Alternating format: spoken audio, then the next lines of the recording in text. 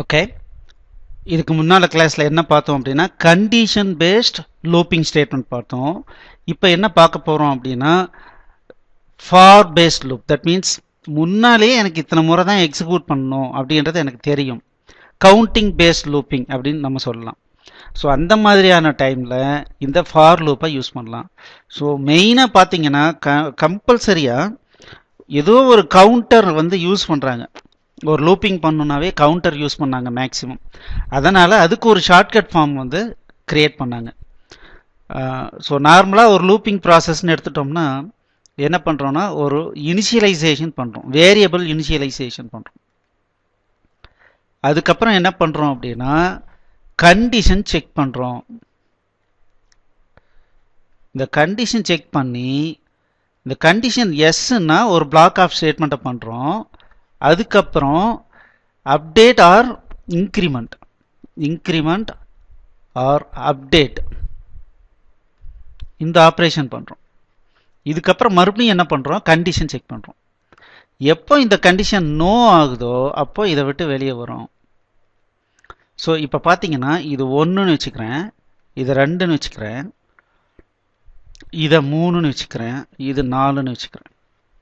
So ஒரு looping, அதாவது counting based looping அப்படின்னாவே அதில் இந்த 4 காம்பனண்ட் கம்பல்சரியாக இருக்கணும். என்ன, ஃபஸ்ட்டு இனிஷியலைஸ் பண்ணுறோம், அப்புறம் கண்டிஷன் செக் பண்ணுறோம், அதுக்கப்புறம் எக்ஸிக்யூட் பண்ணுறோம், தென் மறுபடியும் என்ன பண்ணுறோம், அப்டேட் பண்ணிவிட்டு மறுபடியும் கண்டிஷன் செக் பண்ணுறோம். சரிங்களா?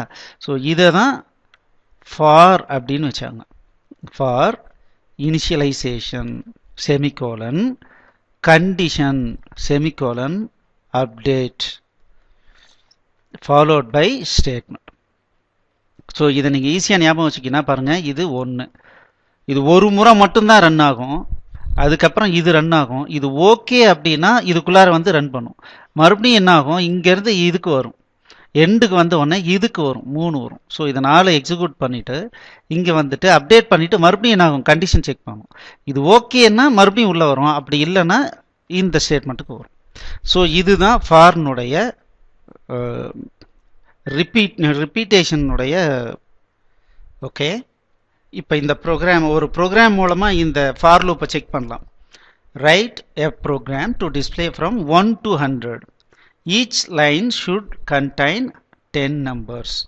ஒரு லைனில் 10 நம்பர் வந்து டிஸ்பிளே பண்ணணும். சே 1 2 3 4 5 6 7 8 9 10. அதுக்கப்புறம் 11 இங்கே ஸ்டார்ட் ஆகணும்னு சொல்கிறாங்க. இந்த மாதிரி 1 to 100 டிஸ்பிளே பண்ணணும்னு சொல்கிறாங்க. இதுக்கு உண்டான ப்ரோக்ராமை பார்க்கலாம்.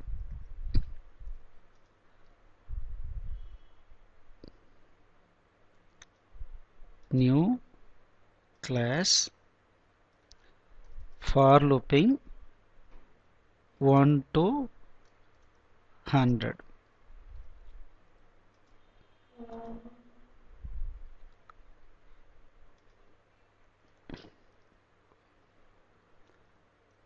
Declare variables. இங்கே எனக்கு ஒரே ஒரு கவுண்டர் மட்டும்தான் வேணும், இன்ட் கவுண்ட்னு வச்சுக்கிறேன்.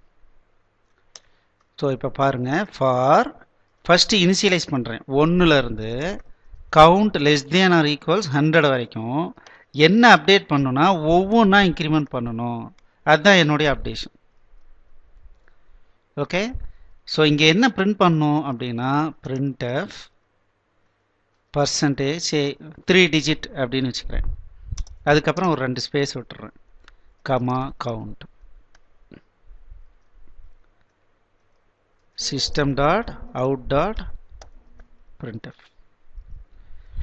இப்போ என்ன சொல்லியிருக்காங்கன்னா 10 நம்பர் பிரிண்ட் பண்ணிட்டா மட்டும் ஒரு முறை அடுத்த லைனுக்கு நியூ லைனுக்கு வரணுன்றாங்க. ஸோ அப்போ என்ன பண்ணுறேன், இஃப் கவுண்ட் mod 10 ஈக்குவல்ஸ் 0வாக இருந்தால், எப்போ 10 10 இன்க்ரிமெண்ட் ஆகிற பொசிஷன் வருதோ அப்போது system dot out dot print f backslash n print backslash n. Move cursor to new line.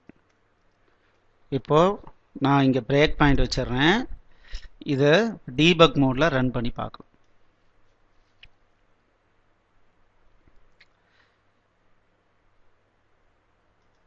பாருங்க கவுண்ட்டுங்கிற வேரியபிளில் 1 இருக்கு. ஸோ இப்போ உள்ளே வந்திருக்கு, ரன் பண்ணுறோம், மறுபடியும் இங்கே வந்திருக்கு. ஸோ இப்போ நமக்கு தனித்தனியாக தெரியாது. அதனால் பாருங்கள் கவுண்ட் இன்க்ரிமெண்ட் ஆகிட்டு கண்டிஷன் செக் பண்ணிவிட்டு உள்ளே வந்துருச்சு. அவ்வளோதான். 3 4 6 7 8 9 இப்போ 10 பிரிண்ட் ஆகுது. இப்போ கவுண்ட் என்ன 10 இருக்குது. ஸோ 10 mod 10 போட்டோம்னா நமக்கு என்ன கிடைக்குன்னா 0 அவுட்புட் வரும். அப்போ மட்டும் கர்சரை நியூ லைனுக்கு மூவ் பண்ணுறேன். மறுபடியும் வரும்போது என்ன ஆகுது பாருங்கள், நமக்கு இந்த மாதிரி டிஸ்பிளே ஆகுது. இப்போ இதை நான் ஃபுல்லாக ரன் பண்ணிக்கிறேன். பிரேக் பாயிண்ட்டை ரிமூவ் பண்ணிவிட்டு ரன் பண்ணிக்கிறேன். அவ்வளோதான். இதுதான் நம்மளுடைய ப்ரோக்ராம். 1 2 3 4 5 6 7 8 9 10. ஸோ அப்படியே பிரிண்ட் பண்ண சொல்லியிருக்காங்க. ஓகே,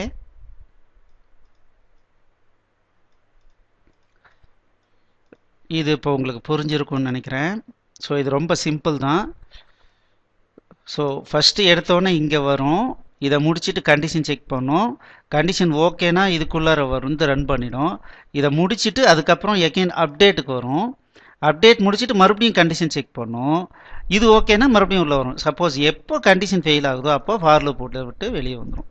ஸோ இந்த ப்ரோக்ராம் நீங்கள் எப்படின்னு புரிஞ்சுக்கிங்க. புரிஞ்சுட்டு ஒரு முறை பண்ணி பாருங்கள். இப்போது அடுத்த ப்ரோக்ராம் பாருங்கள். Write a program to display from 2 to 200 in the increment of 2. Each line should contain 8 numbers only. 8 நம்பராக வரணும். பட் 2லேருந்து 200 வரைக்கும் வரணுன்றாங்க. ஸோ எகெயின் நியூ கிளாஸ் ஆரம்பிச்சிடலாம். இதை க்ளோஸ் பண்ணிடுறேன், நியூ கிளாஸ் போடுறேன். கவுண்ட் சரி for 2 to 200.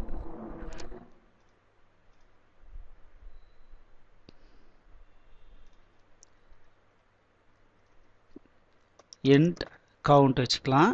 For count equals to count less than or equals 200. Update இதுக்கு தான் இந்த ஷார்ட்கட் ஃபார்ம் யூஸ் ஆகும். பார்த்தீங்கன்னா ப்ளஸ் ஈக்குவல்ஸ் 2 இல்லை கவுண்ட் ஈக்குவல்ஸ் கவுண்ட் ப்ளஸ் 2ன்னு கொடுக்கலாம். ஸோ ரெண்டாக இன்க்ரிமெண்ட் ஆகணுன்றதுனால இப்படி கொடுக்குறேன்.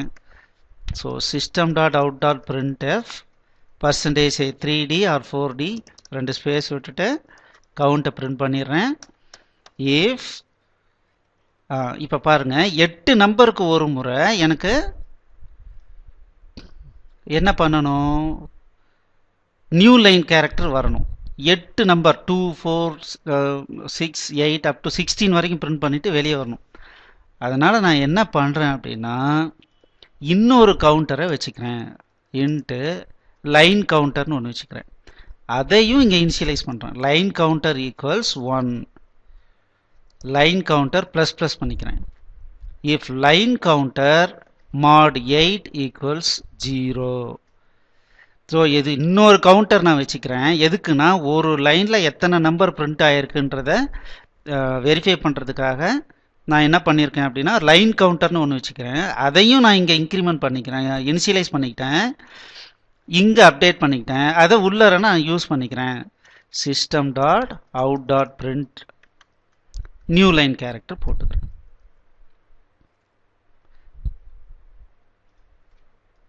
ஓகே, இப்போ இதை ரன் பண்ணுறேன். பாருங்கள் 1 2 3 4 5 6 7 8 8 நம்பர் பிரிண்ட் ஆகிருக்கு. ரெண்டாக இன்க்ரிமெண்ட் ஆகிருக்கு. எப்படி இது ரெண்டாக இன்க்ரிமெண்ட் ஆச்சு, இந்த இடத்துல அப்டேட் பண்ணும்போது ப்ளஸ் ஈக்குவல் 2ன்னு கொடுத்துருக்கேன். அதே மாதிரி ஒரு லைனில் 8 நம்பர் பிரிண்ட் ஆகணுன்றதுக்காக இன்னொரு கவுண்டர் நான் யூஸ் பண்ணிக்கிறேன். அப்படின்னா என்ன அர்த்தம்னா ஃபார் லூப்பில் இனிஷியலைஸ்லையும் இந்த அப்டேட்லையும் கமா ஸ்டேட்மெண்ட்டை யூஸ் பண்ணி மல்டிபிள் இனிஷியலைசேஷன் பண்ணலாம், மல்டிபிள் அப்டேஷன் பண்ணலாம். ஸோ அதை தான் நம்ம யூஸ் பண்ணியிருக்கோம். ஸோ அதுவும் நீங்கள் தெரிஞ்சுக்கிட்டீங்க. நான் இந்த கவுண்டரை யூஸ் பண்ணி இங்கே கண்டிஷன் செக் பண்ணுறது கஷ்டம், ஏன்னா ரெண்டாக இன்க்ரிமெண்ட் ஆகுது. அதனால் நான் புதுசாக நானே ஒரு கவுண்டர் யூஸ் பண்ணி அந்த கவுண்டர் 1 by 1 இன்க்ரிமெண்ட் ஆகிற மாதிரி பண்ணி அதை யூஸ் பண்ணி நான் இதை கண்ட்ரோல் பண்ணியிருக்கேன். பாருங்கள் இப்போ கரெக்டாக இந்த மாதிரி வந்திருக்கு. ஓகே, ஸோ இதையும் கொஞ்சம் பாருங்கள். ஸோ அவ்வளோதான் for loop. So for loop அப்படின்னா முன்னாலேயே எனக்கு தெரியும் இந்த நம்பர்லேருந்து இந்த நம்பர் வரைக்கும் எனக்கு கவுண்டிங் ப்ராசஸ் பண்ணணும், அது வர வரைக்கும் நான் ரிப்பீட் பண்ணணும் அப்படிங்கிற இடத்துலலாம் ஃபார் லூப் யூஸ் பண்ணிக்கலாம். அந்த கவுண்டிங் ப்ராசஸ்க்கு என்ன வேரியபிள் யூஸ் பண்ணுறோமோ அதை லூப்பிங்குள்ளாரையும் யூஸ் பண்ணி நம்மளுடைய லாஜிக்கை பில்டு பண்ணிக்கலாம். ஸோ அதுக்குண்டான கோடிங் தான் இப்போ நம்ம பார்த்தோம். இது கண்டிப்பாக உங்களுக்கு புரிஞ்சிருக்கும். நீங்கள் பார்க்காம ஒரு முறை ஒர்க் அவுட் பண்ணி பாருங்கள். நல்லா புரிஞ்சுக்கிட்டு அதுக்கு அடுத்த வீடியோவுக்கு வாங்க. தேங்க்யூ.